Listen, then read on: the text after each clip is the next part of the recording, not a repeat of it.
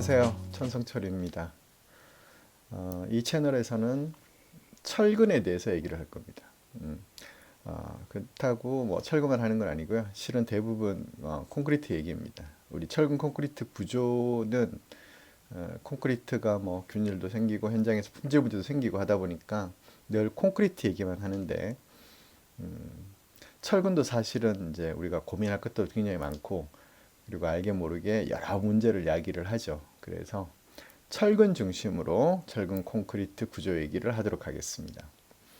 오늘은 이 첫 동영상이기 때문에 철근의 그 형상하고 생산 과정에 대해서 얘기를 하는데요. 그러려면 우리 철근 콘크리트 구조가 이루어지게 되는 두 가지의 큰 과정. 첫 번째는 열팽창 계수가 같다. 철근 콘크리트는 열팽창 계수가 같기 때문에 추운 날 같이 줄어들고 더운 날 같이 늘어난다가 있고요. 두 번째는 철근 표면에 뭔가 오돌토돌한 요철이 있죠. 그래서 철근하고 콘크리트가 꽉 붙어서 항상 같이 움직인다. 늘어날 때 어느 위치든 철근과 콘크리트가 같은 위치에 있으면 같이 늘어나고 같이 줄어들고, 예. 그래서 일체 거동을 한다라고 가정을 합니다. 실제로는 뭐 약간 다를 수는 있는데, 그렇게 되기 위해서 철근 표면에 마디가 있죠. 정확하게는 이제 마디와 리브가 있는데, 표면을 이형화시켜서 콘크리트가 잘 붙게 합니다. 지금 화면에 여러분 보시는 거는 1913년에 일리노이 주립대에서 나온 보고서에 있는 철근의 부착 실험에 사용된 철근입니다. 철근 콘크리트의 부착 실험에 사용된 철근인데 뭐 지금 쓰고 있는 거와 전혀 상관없는 형태의 뭐 꽈배기 형태, 뭐 사각형 형태 이런 것들을 연구를 했었어요. 아주 초창기였기 때문에 뭐 다양한 시도를 했겠죠. 그러다가 계속 연구를 했습니다. 그래서 1946년도에 이제 ACI 스트럭처 저널에 나온 논문을 보면 비교적 지금 우리가 이제 뭐 우리나라뿐만 아니라 해외에서 사용되는 거와 좀 유사한 형태들을 볼 수가 있습니다. 그래서 뭐 미국에서 많이 사용되고 있는 뭐 이런 형태라든지 우리나라와 일본에서 사용되고 있는 이런 형태들 뭐 러시아나 유럽 뭐 이런 형태들이 이제 보이고 있죠. 하지만 이제 이때도 형상이 완성된 건 아니고 이런 연구들을 통해서 50년대, 60년대 거치면서 이제 이형 철근이 형상이 이제 최적화 되게 되었습니다. 이렇게 형상을 가진 이유는 앞서 말씀드린 대로 철근과 콘크리트가 꽉 붙어 있는 부착 거동을 위해서 그렇게 일체화 거동을 위해서 그렇게 되어 있죠. 형상은 이제 얘기를 했고 그러면 철근 어떻게 생산되느냐? 좀 부끄러운 얘기긴 하지만 저도 철근이 어떻게 생산되는지를 알게 된 거는 뭐 40대 초반, 30대 후반 뭐 이때였던 것 같아요. 그 전에는 뭐 어련히 알아서 잘 만들어 준다고 생각을 하죠. 앞서 말씀드린 대로 콘크리트가 균열도 생기고 품질 관리, 온도에 따라서 뭐 이것저것 문제가 늘 있다 보니까 우리가 늘 콘크리트만 배우는데 철근은 공산품이라고 생각하죠. 항상 균일한 품질을 가진다고 생각을 하는데 실은 좀 그렇지는 않고요. 철근에 대한 관심이 좀 들어서 하여튼 알아서 잘 만들어준다라고 생각을 하는데 어떻게 만드는지 한번 봅시다. 이 사진은 막 너무 좀 괴기한 사진인데 뭐냐 하면 이제 폐철 창고입니다. 폐철. 우리 스크랩이라고 얘기를 하죠. 스크랩. 그러니까 뭐 스크랩이 뭐 저기 폐철을 이제 스크랩이라고 고철을 스크랩이라고 하죠. 이 고철을 가지고 철근도 만들고 그리고 강구조에 쓰는 형광, H형광, I형광, 뭐 채널 이런 것들도 만듭니다. 우리가 원래 알고 있던 이제 철은 뭐로 만드나요? 철은 원래 철광석으로 만든다고 우리 초등학교 때부터 배웠죠. 철광석으로 만드는 거는 아주 더 기본적인 철이죠. 이걸 이제 선철이라고 얘기를 하고 뭐 포스코나 현대제철, 우리나라는 이제 아주 좋은 제강 제철 회사들이 있죠. 현대제철하고 포스코에서 이제 호주에서 철광석을 수입을 해가지고 그걸로 이제 만드는 거고, 이거는 만들어진 철을 한 번 더 재사용하는 그런 형태가 되겠습니다. 그러면 이제 그냥 재료만 다르냐? 그렇진 않고요. 생산되는 설비도 다른데 철근은 전기로에서 만들어집니다. 전기로. 그래서 이제 요거는 주로 제강할 때 만들어지는 거고요. 그러면 이제 차이가 나는 거는 조금 전에 철광석으로 만드는 거는 제철이죠. 고로라고 합니다. 고로. 고로라고 하고, 뭐 현대제철 공장이나 포스코 공장에 가보신 분은 야외에 굉장히 큰 항아리 같은 것에 이제 철광석이랑 코크스, 그러니까 석탄을 넣고 이렇게 같이 끓이죠. 그러면은 빨간 철광석이 있던 산소가 탄소를 만나서 이제 날아가고 순수한 이제 철이 만들어지는 거죠. FE를 만들어지는데, 실은 이제 그렇게 만들어진 철은 우리가 이제 구조용으로 쓰기에는 뭐 강도가 부족하다든지 연성이 부족하다든지 뭐 이런저런 이제 문제가 있습니다. 그래서 이제 그거를 그 용도에 맞게 이렇게 하는데, 철근은 만들어진 그 철을 가지고 이제 스크랩을 가지고 전기로 스파크를 일으킵니다. 이제 스파크가 나면 여러분 뭐 엄청나게 높은 온도, 우리 용접도 하잖아요, 스파크로. 이제 그러니까 그 아크를 가지고 고철을 녹여서 그 다음에 이제 뭐 좀 작은 항아리라고 해야 되나요? 그 전기를 아크를 이용한 걸 가지고 이제 보는 것처럼 이제 녹입니다. 그 다음에는 이제 어떻게 하냐면 이 성분이 이제 적절하냐, 우리가 이제 구조용으로 쓸 수 있는 강도와 뭐 어떤 물리적인 성질, 연성이나 뭐 이런 것들을 맞추기 위해서 약간의 이제 화학 성분을 확인을 합니다. 제가 뭐 약간의 확인을 한다는 거는 원래 이제 대부분의 그 구조용으로 썼던 거든 아니면 뭐 이런 고철들에는 그 용도에 맞게 이제 좋은 성분들이 있기 때문에 그 뭐 이렇게 크게 화학 성분을 이제 조정하진 않고 적절하게 이제 조정을 하게 되겠습니다. 그러면 이제 쇳물이 된 거죠. 그럼 그 쇳물로 철근을 바로 만드냐? 그렇진 않고요. 쇳물로 바로 만들진 않고 우리가 이제 쓸 수 있는 이런 이제 쇠막대기를 만듭니다. 사이즈는 뭐 100mm에서 한 200mm 한 변의 길이가, 그러니까 뭐 요만큼 되는 거죠. 뭐 요만큼 되는 거, 이거보다 조금 더 큰 거, 요런 것들을 이제 쭉 막대기를 길게 이제 만들어냅니다. 쇳물을 이제 식혀가면서 이렇게 뽑아내는 거죠. 그래서 이런 쇠 막대기를 이제 뭐라 그러냐면 이제 빌렛이라고 얘기를 합니다.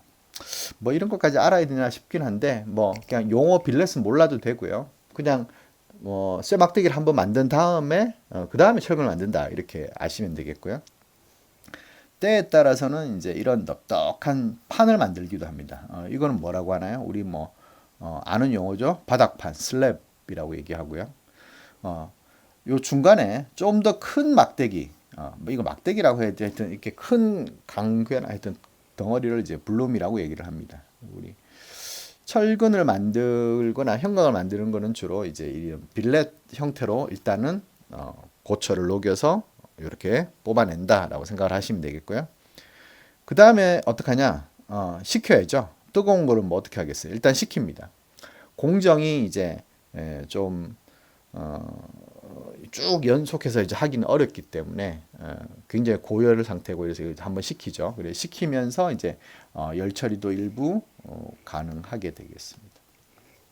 열 처리에 대해서는 좀 더 구체적으로 다음에 뒤에서 얘기를 하고요. 뭐 열 처리라는 게 대단한 건 아니고, 우리 뭐 예전에 중학교 때 이런 거 배우죠. 뭐 담금질, 뭐 뜨임, 풀림, 불림, 뭐 이런 거 열 처리, 그러니까 물을 쫙 뿌리면 이제 식으면 애가 이렇게 강도가 높아지는 그런 성질. 그래서 이제 이게 다 만들어진 빌렛이 되겠습니다. 사이즈는 뭐 한 변이 뭐 100mm, 뭐 그 정도 안팎의 이런.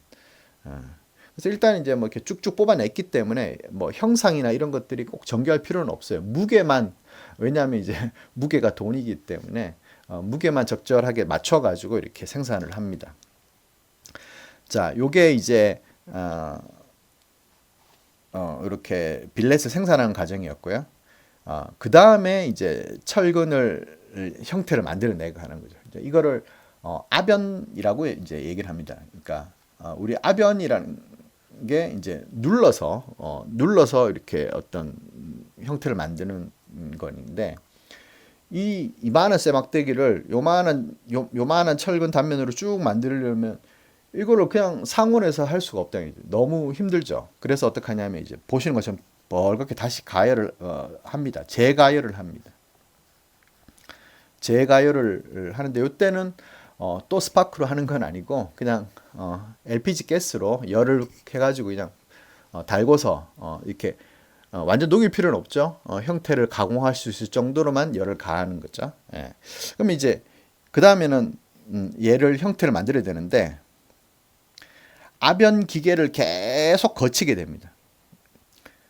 예, 요거 하나하나가 지금 보는 이제 요런 한 번 한 번이 이제 아변 과정을 계속 거쳐 나가는 거죠. 예, 그러면서 원래 이렇게 넙덕했던 놈이 뭐 한 번 아변을 해가지고 약간 애를 좀 약간 이제 키를 약간 줄이면서 좀 길게 뽑아내고 또 뭐 약간 줄이면서 또 뭐 이렇게 뽑아내고 뭐 이렇게 계속 가는 거예요 한 번씩.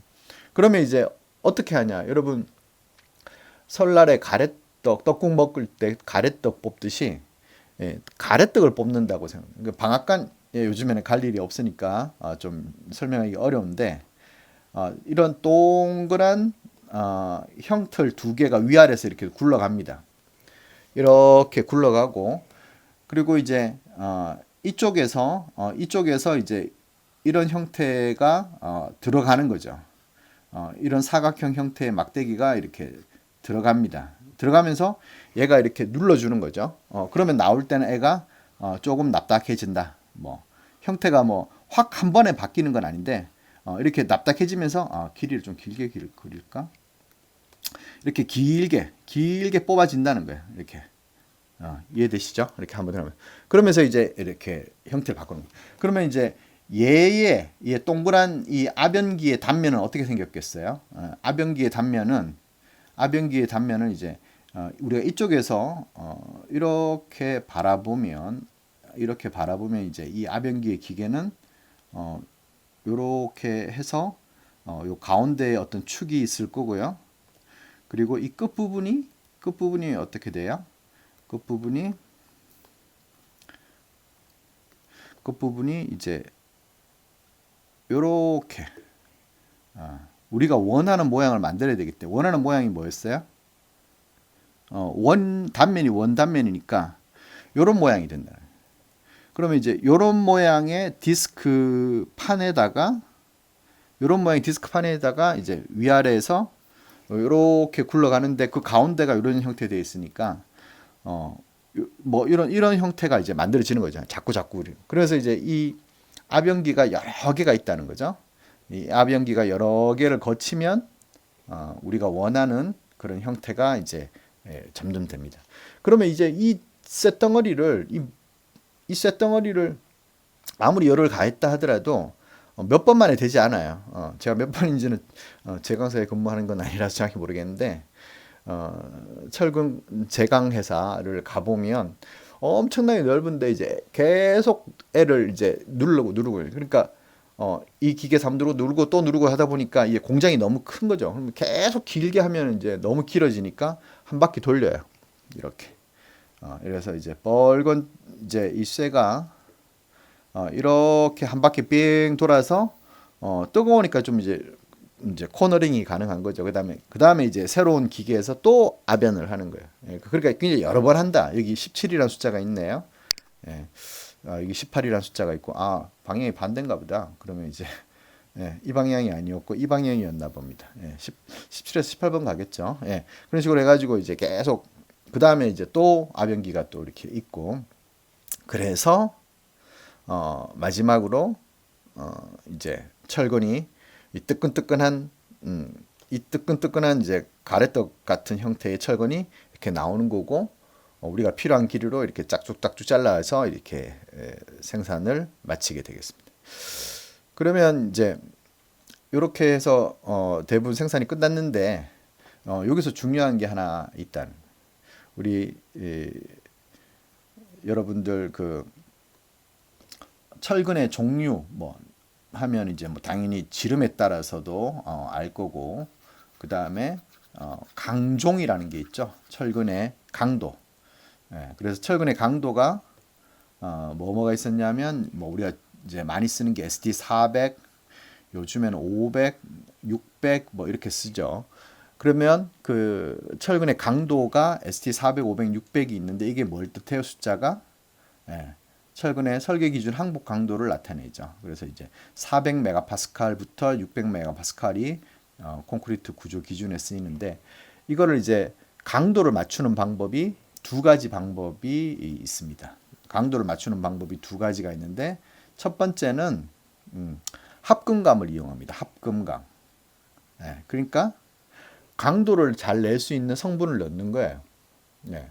여러분 우리 옛날에 제가 뭐 이렇게 특수학 뭐 텅스텐 만든 뭐 텅스텐 몰리브덴 뭐 이런 아주 강도를 높이는, 그리고 품질도 좋게 하는 그런 강인데 그건 비싸죠. 그다음에 이제 물론 이제 탄소의 양도 중요합니다. 탄소 양이 제일 중요하죠. 탄소의 양이. 근데 이제 탄소가 높으면 강도가 높아지는데 너무 많으면 얘가 이제 너무 취성적이 돼. 뚝뚝 끊어져요. 이렇게 애가 센데 이렇게 툭 때리면 돌멩이 부서지듯이 이렇게 부서진다는 거예요. 심하게 얘기하면. 물론 이제 제가 때린다고 부서지진 않겠지만, 예. 그 다음에 이제 방법은 뭐냐면 열 처리를 한다는 거죠. 열 처리. 예. 열 처리. 열 처리는 어떻게 한다고 그랬어요? 물을 뿌린다 그랬죠. 좀 너무 쉽게 얘기했는데 품질 관리가 되는, 조절되는 온도의 물을 조절해 가면서 뿌린다는 거죠. 예. 그래서 이제 이렇게 보면 이제 뭐 이런데 이제 물을 뿌려가면서 맞추는 거고, 그래서 제일 중요한 과정이 이제 열 처리에 해서 이제 그 원하는 품질을 내는 그런 과정이 마지막에 있게 되겠습니다. 그래서 열 처리 과정. 예. 뭐 회사마다 표현하는 방법은 좀 다르긴 한데 기본적으로 퀀칭과 템퍼링 과정을 거치게 됩니다. 퀀칭과 템퍼링, 퀀칭과 템퍼링. 그 퀀칭과 템퍼링은 다른 게 아니라 이제 담금질을 이제 퀀칭이라고 얘기를 하죠. 담금질. 예. 담금질이 뭐예요? 담금질이 이제 우리 저기 뭐 다큐멘터리 보면 이제 대장간에서 막 열을 가한 다음에 그거를 물에 푹 집어넣죠. 그럼 어떻게 돼요? 그러니까 급냉이 되면서 강도가 엄청 높아진다. 강도가 엄청 높아진다. 그런데 문제는 뭐냐면 강도가 높아지면 뭐든지 사물의 세상의 이치죠. 강도가 높아지면 어떻게 돼요? 뚝뚝 부러질 수 있다는 거죠. 그걸 뭐라 그래요? 예. 이거는 뭐 인성이라고 얘기할 수도 있고 연성이라고 얘기할 수 있는데 연성이 낮다는 거예요. 그러니까 잘 안 늘어나요. 잘 안 늘어난다. 자, 근데 이제 철근이 어떻게 생겼어요? 철근이 동그랗게 생겼죠. 철근이 동그랗게 생겼는데 여기에 어떻게 한다 그랬어요? 물이니까 파란색으로 이제 물을 막 뿌리는 거예요. 이렇게 물을 막 뿌려요. 물을 이렇게 위에서 물을 막 뿌리면 어떻게 돼요? 당연히 물이 표면에 이렇게 붙겠죠. 예. 그러면 이 담금질이 어떤 부분이 되냐 하면 바깥쪽 부분은 담금질이 빨리 되겠죠. 예. 이 형태가 원형이니까. 그러면 가운데 부분은 이게 물이 와서 식히기는 하겠지만 그래도 바깥쪽보다는 가운데 부분이 온도가 훨씬 높기 때문에 열을 갖고 있어요. 상당한 열을 갖고 있어요. 자, 그럼 이 열이 어떻게 쓰이냐 하면 뜨임 작용을 하게 됐습니다. 뜨임 작용. 뜨임이 뭐냐면 템퍼링이라고 얘기를 합니다. 템퍼링. 예. 우리 이제 중학교 때 아마 배웠던 기억인데 이제 열 처리에는 담금질, 뭐 뜨임, 불림, 풀림 뭐 이런 게 있는데 하여튼 담금질은 급냉을 시켜서 강도를 확 높이는 거고 템퍼링은 어떻게 하면 애가 이제 너무 거칠어졌다는 거죠. 그럼 어떻게 하면 다시 열을 가해요. 다시 열을 가해서 근데 그 열을 그만 조금 전 상태까지 가는 게 아니라 그보다 조금 낮은 상태로 가한다는 거죠. 그보다 조금 낮은 상태로 가해서 애를 이렇게 좀 품질을 맞추는 거죠. 그래서 이제 거칠어진 성질을 좀 줄이는 거예요. 그거를 이제 템퍼링이라고 얘기를 합니다. 그래서 이 바깥쪽에 있던 단검질이 된 거를 안에 있던 열을 이용해서 애를 성질을 좀 완화시켜요. 어떤 성질? 거칠어진 강도가 매우 높아지고 애가 연성이 떨어진 그 성질을 낮춰가지고 좀 연성을 갖게 한다. 그래서 여기서 핵심적인 건 뭐냐면 템퍼링을 해서 높은 연성을 갖게 된다. 근데 강도는 높지 않아요. 그래서 뜨임을 한 부분 가운데 부분은 낮은 강도를 가지지만 높은 연성을 가지고 있게 된다. 그러면 이제 철근 전체적으로 보면 이 안쪽 열을 이용해서 바깥쪽도 템퍼링도 됐지만 바깥쪽은 단검질에서 열이 그 강도가 높아졌다는 거예요. 그럼 전체적으로 보면 바깥쪽은 강도를 담당하고 안쪽은 연성을 담당하게 된다는 거예요. 그럼 여기서 이제 문제가 어떤 문제가 생기냐면 어떤 이유에서 우리가 표면을 절삭하면 표면을 절삭 가공을 하게 되면 어떻게 돼요? 바깥쪽을 이렇게 싹 오려내면 어떻게 돼요? 단금질이 된 강도가 높은 부분이 없어지는 거예요. 그러니까 바깥쪽을 깎아내면 안 된다는 거예요. 물론 이제 철근을 깎을 일이 왜 있을까요 싶은데 뭐 살다 보면 그런 일이 있죠. 예. 그래서 표면 절삭 가공을 하게 되면 강도에 문제가 생긴다는. 그다음에 두 번째 문제는 뭐냐면 단금질이 되어 있는데 다시 열을 가열을 해요.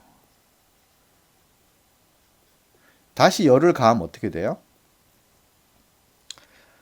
다시 단금질된 거에 다시 바깥쪽에 또 열을 가해서 선행을 시키면 뭐냐? 이제 풀림이 된다. 어닐링이라고 그래서 풀림이 되면 어떻게 되냐? 강도가 확 낮아지는 원래 강도를 돌아간다. 그러면 뭐 강도가 뭐 3분의 2가 될 수도 있고 뭐 예.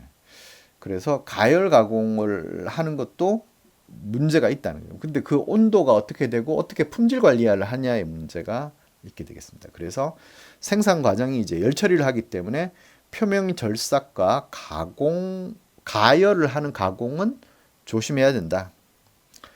자, 그 다음에는 조금 전에 보셨듯이 이게 길게 막 생산이 됩니다. 뭐 몇 킬로씩 생산을 할 수가 있어요. 생산은 계속 가래떡을 뽑으니까 생산을 할 수가 있는데 문제는 뭐예요? 차량 운반이죠. 운반에 한계가 있다는 거죠. 그래서 우리가 일반적으로 운반할 때 비용이 추가로 들지 않는 최대 길이는 12m가 최대가 되겠죠. 물론 이제 8m 정도가 제일 좋고 12m를 초과하면 운반을 못하냐 하면 할 수는 있는데 비용도 많이 들고 이 경로가 굉장히 제한이 됩니다. 차량도 특수 차량을 써야 되고 시간도 새벽대에 써야 되고 왜냐면 이제 뭐 차량들이 코너링 하거나 이럴 때도 문제가 있으니까. 자, 그래서 마지막으로 이 운반의 한계를 이제 넘어서기 위해서 한 10년 전부터 코일 철근이라는 것들을 이제 만들기 시작을 했어요. 그래서 이제 철근의 그 긴 거를 똘똘똘똘똘 감아서 이제 생산을 합니다. 똘똘똘 감아서. 그 다음에 쓸 때는 어떻게 해요? 다시 풀어 쓰면 되죠. 그런데 여기서도 한 가지 우리가 고민할 거 이제 풀어가지고 하니까 지금 여기 보면 이 기둥 후프 철근인데 쭉 연속해가지고 스프링처럼 만든 거예요. 그러니까 우리 그 이렇게 사각형인데 이게 계속 연속되는 거예요. 그래서 한 가닥인 거예요. 얘가 한 가닥으로 계속 이렇게 그러면은 뭐가 좋아요? 우리 후프 철근의 매 모서리마다 이렇게 뭐 180도 갈고리 이런 거 만드는데 요 부분에 가공이 필요 없고 그 다음에 이게 연속되게 스파이럴 철근을 만들 수가 있는 거죠. 그래서 이런 것들을 코일 철근으로 할 수가 있는데 이것도 우리가 이제 그러려면 어떻게 돼요? 특수한 코일 철근에 가공할 수 있는 장비가 필요하고 그 다음에 요 코일 철근은 또 약간 형상이나 이런 것들도 좀 조심을 해야 됩니다. 네. 자, 오늘 뭐 짧게 하려고 했는데 하다 보니 길어졌네요. 철근의 형상과 생산 과정에 대해서 얘기를 했고요. 다음 시간에는 철근의 부착에 대해서 얘기를 해보겠습니다. 네, 도움이 되길 바랍니다. 고맙습니다.